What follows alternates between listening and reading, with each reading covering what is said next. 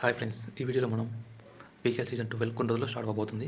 తొలి మ్యాచ్ వచ్చేసి తెలుగు టైటన్ అండ్ తమిళ తలవాస్ ఎక్కడ అంటే విశ్వనాథ్ స్పోర్ట్స్ క్లబ్ వైజాగ్లో జరగనుంది.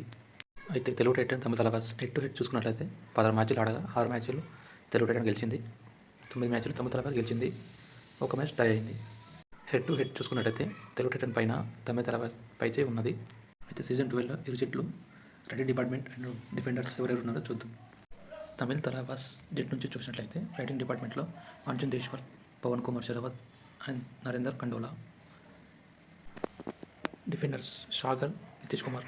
గత సీజన్లో టాప్ 5లో ఉన్నాడు నితీష్ కుమార్ అండ్ హిమాన్షు ఉన్నారు.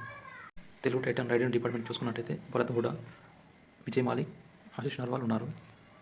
Telugu titan defenders Shankar Gadai, Shubham Shinde, Sagar Sethwal and Ankit జగలాన్.